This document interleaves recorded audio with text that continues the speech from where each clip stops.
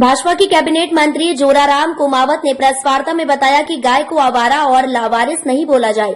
सभी कलेक्टर्स को आदेश दिए कि वहां नीचे तक अधिकारियों कर्मचारियों को पाबंद करें। मंत्री जोराराम कुमावत ने कहा कि हम सनातन धर्म की रक्षा के लिए कृत संकल्प है। आम जनता को भी गायों की रक्षा और सुरक्षा करनी चाहिए। इसीलिए गाय को गौ माता का दर्जा हमारे पूर्वजों ने दिया है और गाय में 33 कोटि देवता बसते हैं। शास्त्रों में भी कहा है कि भाई अपन सभी देवताओं की आराधना करते हैं, पूजा पाठ करते हैं और उनका आशीर्वाद देते हैं। यदि गौ माता अकेले का भी हम सेवा और संरक्षण कर ले रहे, उनकी पूजा कर ले रहे, उन गौ माता का आशीर्वाद ले ले तो सभी देवताओं का आशीर्वाद अपने आप मिल जाता है। तो 33 कोटि देवता गाय में बसते हैं। अब गाय के बारे में अभी पिछले कई सालों से क्या है, गाय को लोगों ने उपेक्षित कर रखा है। गाय को जैसे उनकी सेवा पूजा समय पे नहीं करते या जब उससे दूध मिलता है तो घर में रखते हैं, बाकी उसको बेसहारा रोडों पे छोड़ देते हैं। नंदियों की पहले आवश्यकता थी, हमारे खेतों में उसकी जरूरत होती थी, बैल जोतने हल जोतने के लिए काम आता था, साथ ही साथ में रहट के लिए काम आता था, बैलगाड़ी ऊँटगाड़ी साली वो चलाने के लिए भी काम आता था। लेकिन अब उसकी उपयोगिता मशीनरी युग आने से कम हो गया। तो मशीनरी युग आने से कम हो गया, उस कारण से नंदी की उपयोगिता नहीं है। अब उन्होंने नंदी जितने पैदा होते हैं वो उनको रोड पे छोड़ना चालू कर दिया, जिससे कई सारी समस्या, उनका संरक्षण भी नहीं होता। वो गंदी चीजें खाते हैं, प्लास्टिक खाते हैं, मैला खाते हैं, तो वो उनका जैसे वो लोगों ने उनकी परवाह करनी छोड़ दी।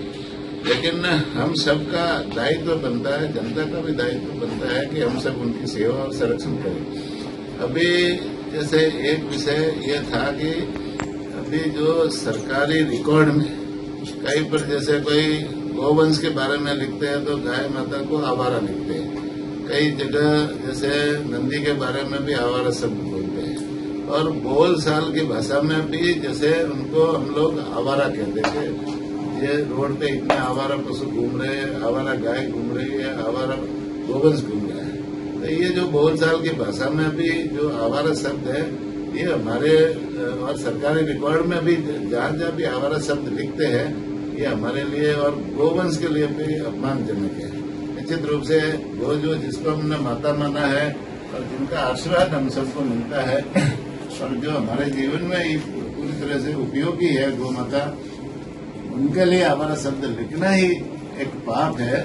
तो बीच में जैसे विधानसभा में भी कई विधायकों ने इस बारे में जब पशुपालन पे चर्चा हुई थी उन्होंने भी मांग की थी और उनमें ये भी था कि भाई ये जो बार बार आवारा शब्द लिखते हैं, बोलते हैं, तो उनको आवारा नहीं लिखे उन शब्दों का शुद्धिकरण किया जाए। इस संबंध में हमने भी वह विधानसभा में घोषणा की थी कि आवारा शब्द को हटा करके हम उसमें निराश्रित या बेसहारा लिखेंगे।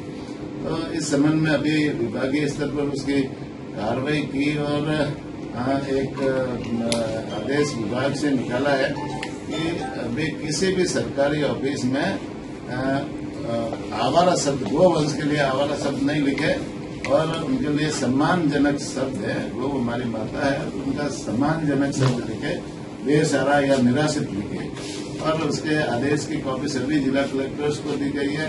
विभाग के जितने भी शासन सचिव है उनको सबको दी गई है और उनको पालना करने के लिए कहा है कि भाई ये सम्मानजनक शब्द नीचे तक जो है सारे विभागों में उसकी पालना हो और सभी विभागों में और बोलचाल की भाषा में भी उसकी पालना हो। नीचे से जिला कलेक्टर्स को भी सबको लिखा है कि आप बोलचाल की भाषा में भी सबको जहाँ जहाँ कोई कार्यक्रम हो उन शब्द वहाँ पर भी अपन सब मिल करके उसको बोलचाल की भाषा में भी आवारा की जगह बेसहारा या निराश्रित बोले, ये निश्चित रूप से। इसलिए आज ये मार्फत में आम जन से भी अपील करना चाहूंगा, पूरे राजस्थान प्रदेश से अपील करना चाहूंगा कि गौ माता को हम जैसे आवारा नहीं बोले और उसको सम्मानजनक शब्द से हम पुकारे, वो निराश्रित या बेसहारा शब्द से पुकारे, जिससे गाय का भी सम्मान होगा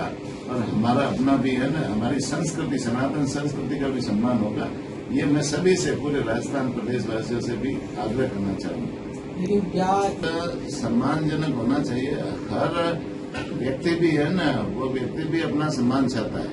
तो गाय हमारी माता है, तो उनको हम सम्मानजनक शब्द से पुकारे, ये तो अपने माता पिता को भी हम सम्मानजनक शब्द से पुकारते हैं, अपने बड़ों को भी हम सम्मानजनक शब्द से पुकारते हैं, तो देवताओं को भी हम सम्मानजनक शब्द से पुकारते हैं।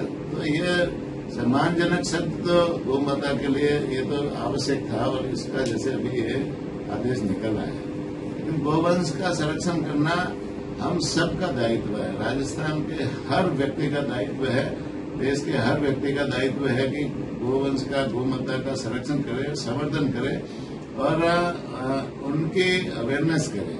भाई जैसे आज जिन गोवंश को हमने रोड पे छोड़ रखा है, वो जब शाम को उसको घर लाते हैं, वो दिन भर गंदा खा के आती है, प्लास्टिक खाती है, कचरा खाती है, मैला खाती है, और उसी गोवंश को हम शाम को ला करके उसका दूध निकालते हैं। दूध निकालने के बाद में यदि वो अपने ही बच्चों को पिलाते हैं, अपने घर वालों को पिलाते हैं, तो आप ये सोचे जैसा खाओगे अन्न वैसा होगा मन। तो वही दूध है ना, अपने परिवार में विकृति पैदा करेगा, अपने परिवार के लोगों को विचार दूषित पैदा करेगा, जिससे उस परिवार में मतलब कोई न कोई उल्टे काम करेंगे। तो इससे दुष्प्रभाव है उस परिवार के ऊपर पड़ेगा। तो ये हर व्यक्ति को सोचने की जरूरत है कि हम गौ माता को अच्छा आहार खिलाए, अच्छा चारा खिलाए और उनका संवर्धन और संरक्षण करें। अब गोवंश के लिए सरकार भी संवेदनशील है, और सरकार ने इस दिशा में बहुत सारी योजना भी चला रखी है। जैसे 9 महीने का अनुदान, जहाँ गौशालाएं संचालित है उन गौशालाओं में हम 9 महीने का अनुदान देते हैं। जहाँ नंदीशाला संचालित है उनमें 12 महीने का अनुदान देते हैं। और गौशाला में जो बीमार पशु है या जो